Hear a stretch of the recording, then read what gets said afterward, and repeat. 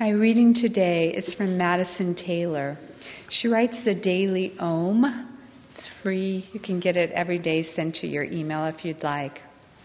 Your honest word is one of the most precious and powerful possessions that you own.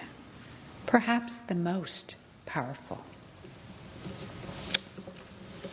So I want to say Happy New Year to you. Happy 2018. I'm excited because 18 is my lucky number. It always shows up in my life. My son was born on the 18th. I signed my first book deal on July 18th on my nephew's 18th birthday. And the price of the book with tax is $18.18.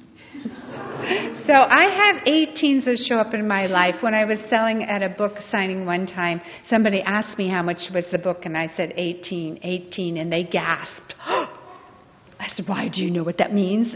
And he said, in the Jewish faith, it's a very important number, and it means life. So this is the year of life. I'm excited for it to be here. When I was thinking about what I was going to say for my first sermon in this year of life, I thought about New Year's resolutions, and then I thought about how many New Year's resolutions do we actually do? Because it is very easy to resolve to change a pattern. Have you ever done that? I'm going to change that. And it's a whole other ballgame to actually change the behavior. I don't know if you've noticed. In the 12 steps, we call that the difference between talking the talk and walking the walk. I had a couple come in yesterday. It was two women, married, two wives, and they each came with an index card. And on their index card was their 2017 New Year's resolutions. And they wanted to use the session to fight out what their mutual goals were going to be in 2018. Because the wife was a little distressed. She had met 6 out of 10 of her New Year's resolutions from 2017. Not bad. But her wife had only met 1 out of 12.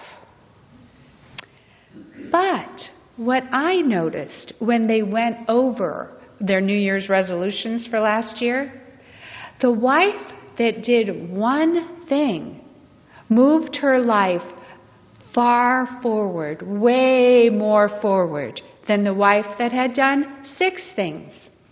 Because the second wife, who only accomplished 1 of her New Year's resolutions, is an alcoholic. And she stopped drinking on January 1st, 2017. So she has over a year of sobriety under her belt. And so I realized that maybe resolutions weren't the answer after all. And instead, we ought to focus on what will move us forward the most in this year of life. The concept comes from Steve McClatchy's book, Decide, which I talked to you about last January 1st. And Steve McClatchy says, human beings are motivated by 2 things, the avoidance of pain and gain. Now, the avoidance of pain are things that we do that if we don't do them, there will be a consequence. For example, we have to pay our bills. If we don't pay our electric bill, even if we're really nice people, they will cut off the electricity. Guaranteed. So we spend some of our life doing avoidance of pain things, which I think is a good thing. But if we only do avoidance of pain things, like I have to go to work because I have to earn money, because I have to pay my bills, because I have to go to the grocery store, because I have to make dinner, because if we only do the have-tos, what happens is we get depressed. Because we're not feeling any new energy, any movement in our life. It's sort of like the water in a lake, where the water goes round and it doesn't go anywhere. Sort of like we get tired of doing the same thing over and over again. And so we start to eat a little bit more, we start to sit by the TV a little bit more, we get paralyzed to actually make something happen in our life. So McClatchy says we have to balance that. with gain goals, things that we just want to do. There's no consequence if we don't do them. If we die tomorrow and nobody knew what our gain goal was, because it's just something inside of us that we want to do. It might be take piano lessons. It might be, this is the year I'm going to Greece. It might be, this is the year that I'm going to work on that book that's been bugging me for a long time. Or it might be the year I get sober. This is the year. We want to use those gain goals like the water in a river. River water moves. It moves us down the road. So I want to suggest to you, no New Year's resolutions, but to look at where you want to move to in 2018. And I want to suggest that a gain goal that you have on your list is to deepen your honesty. Now you might be wondering, why honesty? Well, honesty is the foundation. Honesty is the most essential thing that we need in order to move down the road, to have a better life, a more fulfilling life, a more peaceful and content life. We have to ramp up our honesty. So what do you think about when you think about honesty? I think about this story. There was a woman who came home from work and she stopped at the butcher shop to get a chicken for dinner. So the butcher only had one chicken left. So he reached in the barrel and he got the chicken out and he put it on the scale and he said, 4 pounds. And the woman said, do you have any bigger chickens? And the butcher said, yes, of course. So he took the chicken, he put it back in the barrel, he moved his hand around looking for another chicken that wasn't there. He pulled out the same chicken, put it on the scale, and said, why, this one's almost 5 pounds. And the woman said, oh, great, I'll take both of them.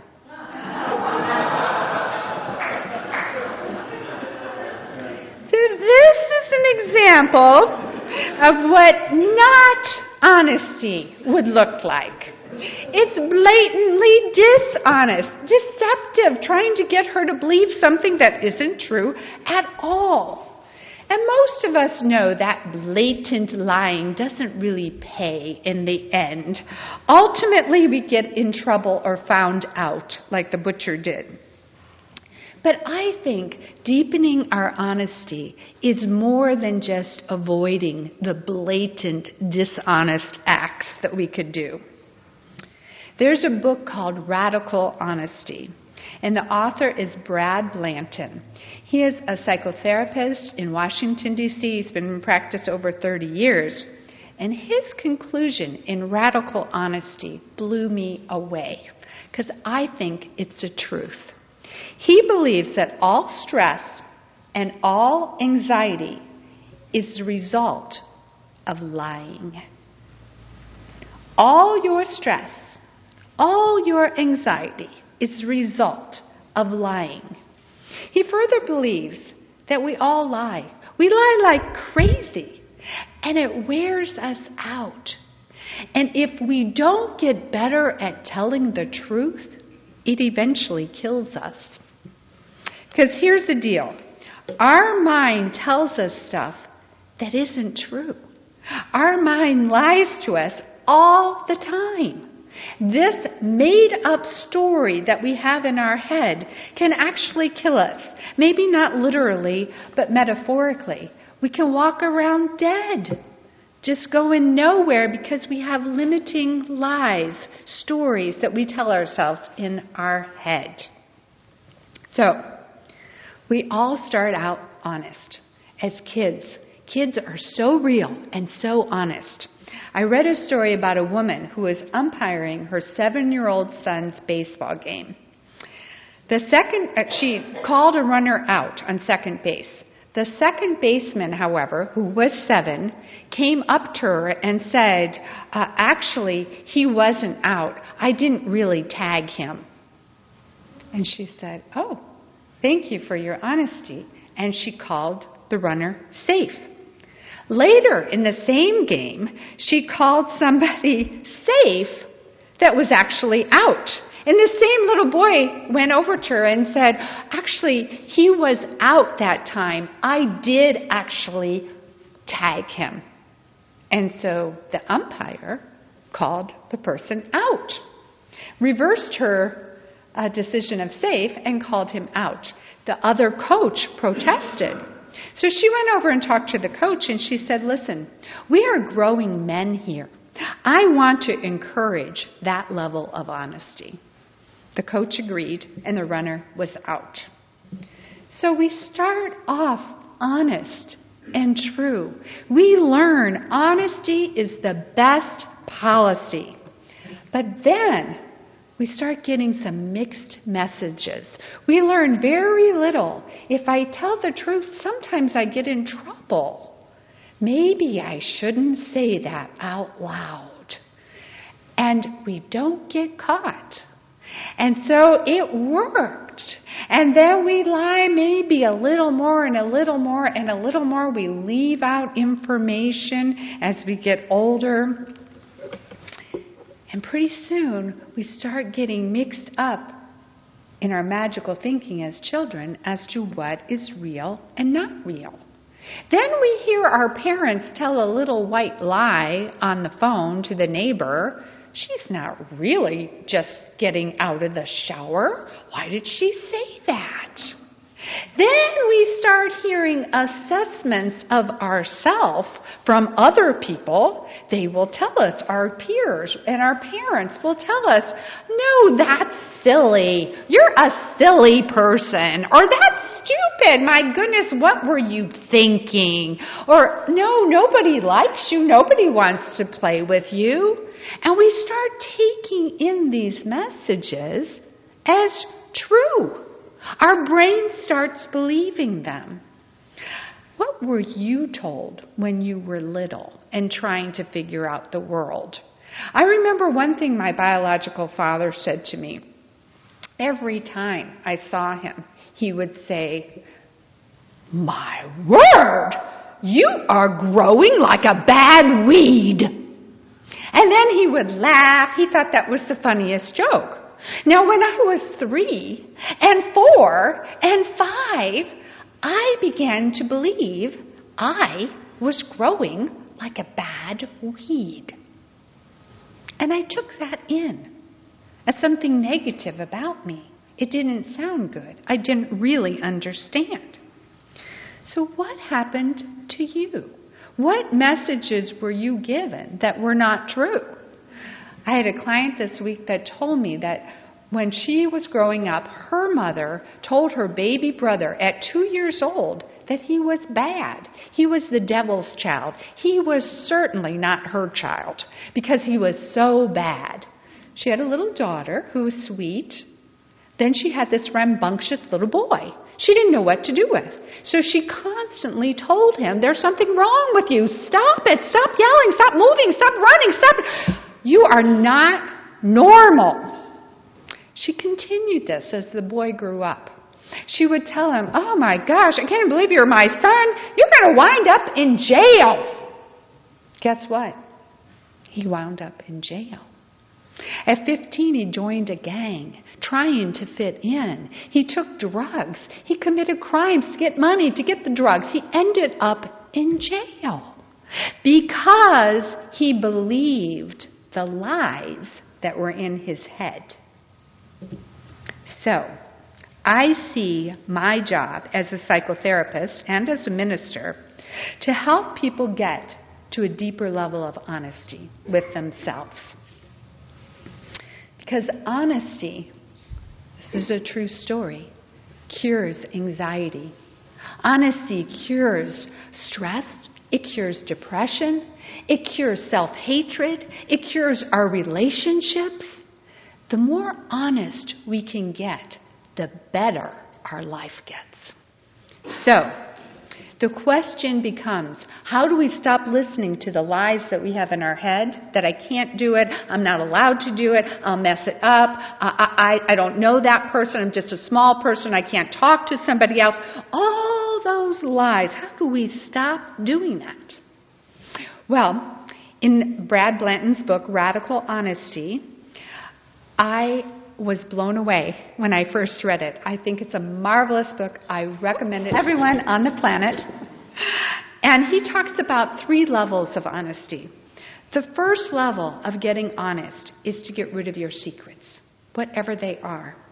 Just stating the facts. Getting out in the open and owning your behaviors, past and present. I can't tell you how many times I have heard in my practice in 30 years, hundreds probably, people say to me, I've never told this to anyone. And then they tell me their secret that they've been carrying around for years and years. We're as sick as our secrets. Secrets make us feel shame. And so we have to get rid of them to get to the next level of honesty. So I want to encourage you in this year of life to tell your secrets to someone. You can tell them to me if you want. I've heard lots of secrets in my years. People tell me I was sexually abused. People tell me I'm gay. I never told anybody. People tell me I'm having an affair. Don't tell my partner. I stole money in my 20s from my company and I got away with it. I held up a Valero when I was 16 and I scared that little clerk to death. I almost shot him because I was so scared. I gave up a child. I had an abortion. I'm addicted to porn. I cheated my way through college. I don't really have a college degree, but I pretend that I do. I wrecked the car when I was young, and I blamed my brother, and my parents believed me. I killed someone. I went to jail. I lie all the time. Tell your secrets. Just saying the facts out loud to another human being will help you get to a deeper level of honesty and a better life. I work with sex addicts sometimes, and I love Sex Addicts Anonymous. It's a marvelous program. And part of the program is doing what they call a full disclosure. The addict writes out every acting out behavior he or she has done sexually. How much porn, how many partners, everything they've done, all the ways they've acted out. They share it at the meeting. They share it hopefully with a therapist or a sponsor, and then they share it with their partner. Now, I will tell you, I've done a lot of those in my office, and the partner does not respond well. When they hear all this stuff that's been going on that they did not know was going on, they feel extremely betrayed and upset and angry and hurt to the core. And they do not respond well at first. But miraculously, eventually, in most of these cases, living in the truth heals the relationships. They call it living in rigorous honesty.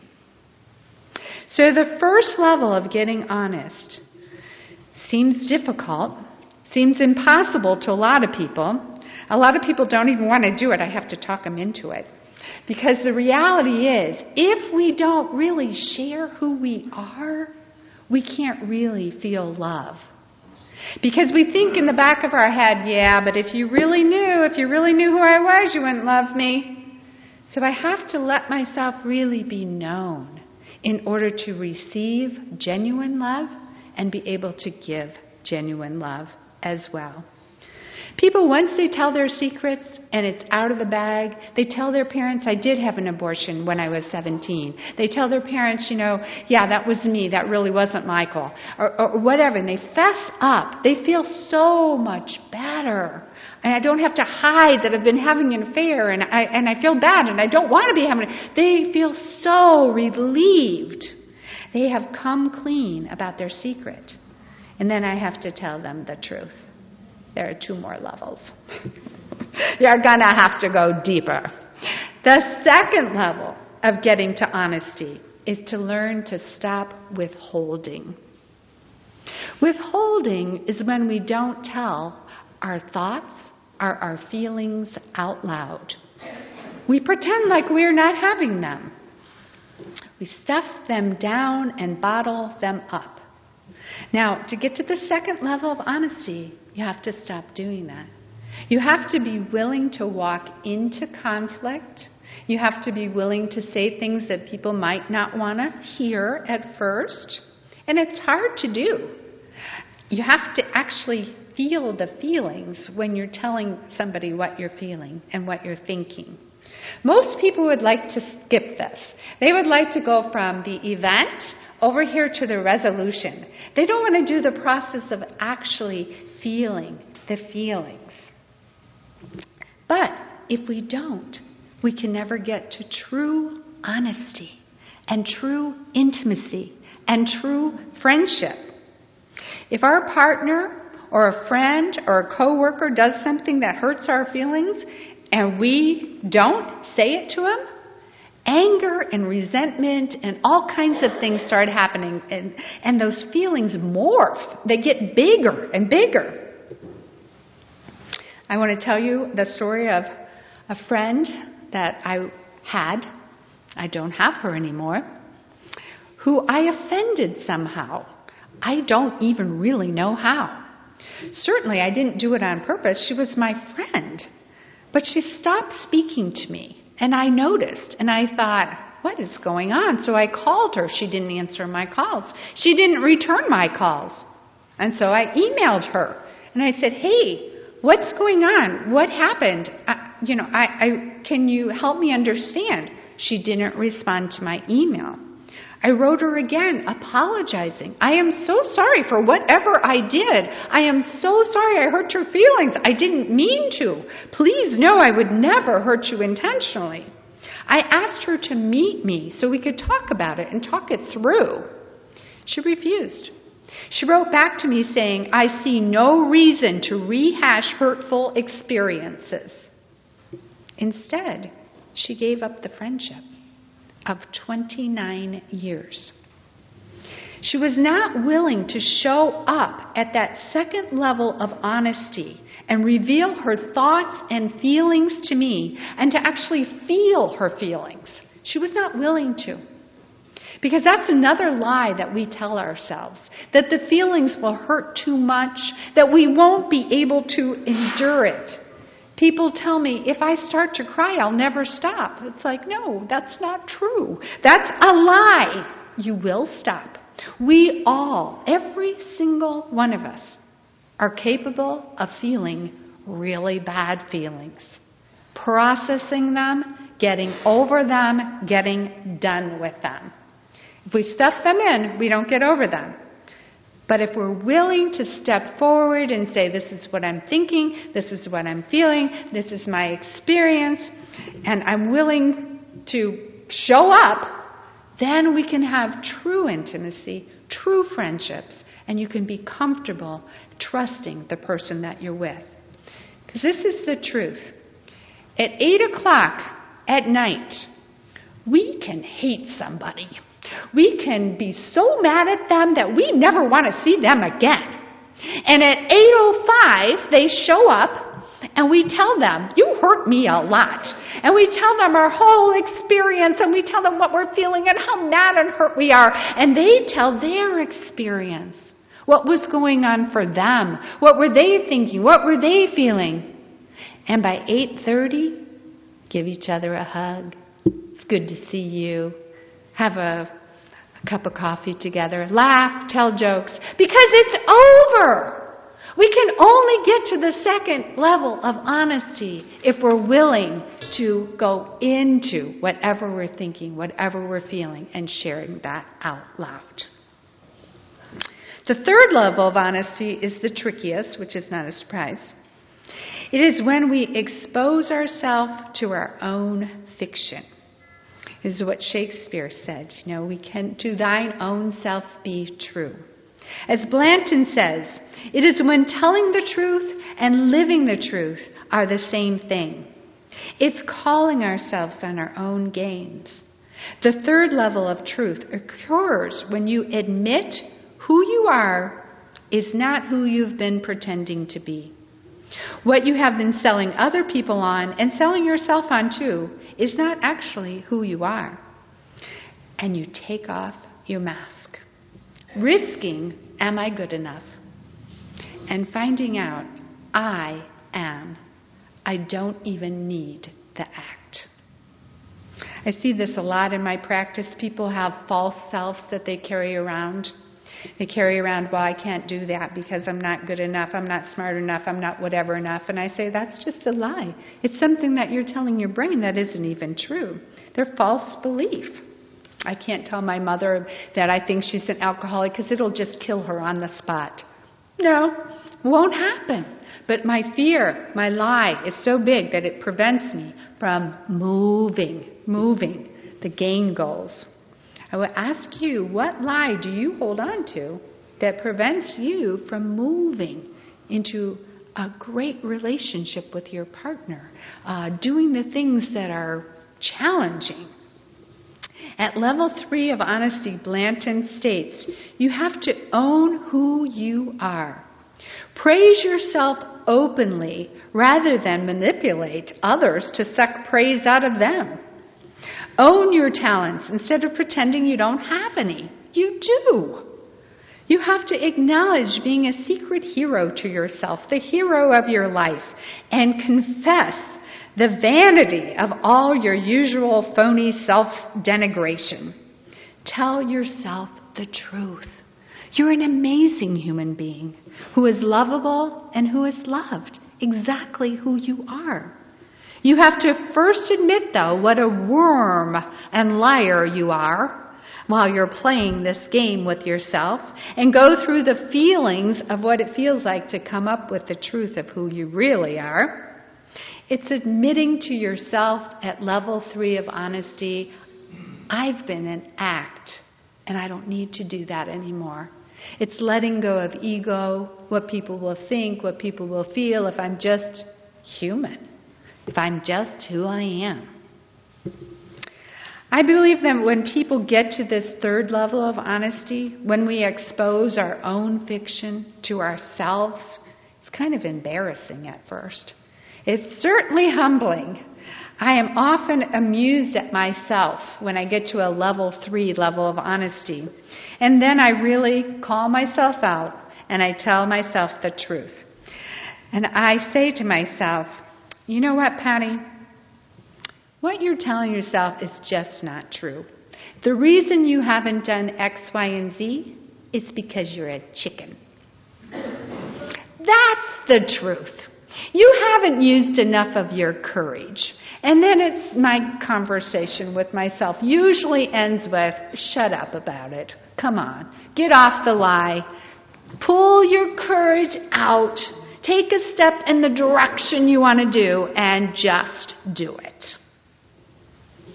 Honesty with ourselves and with others allows us to live in the light. Thomas Jefferson said, honesty is the first chapter in the book of wisdom. So I wish for you, 2018, the year of life, that you tell your secrets, that you let go of the shame you're carrying about whatever behavior it was, and you start sharing your real thoughts and feelings with people, and are upfront with them and have a voice. And that you get rid of the act that you carry around with you. Because this is the truth. You are more, so much more, than your worst decisions. We all have worst decisions. And we're more than that. You are worth knowing. You are worth genuine friendship and connection that can only come from sharing who you are. And you actually don't need an act, because who you are already is amazing. May you know that this year. Blessed be, and amen.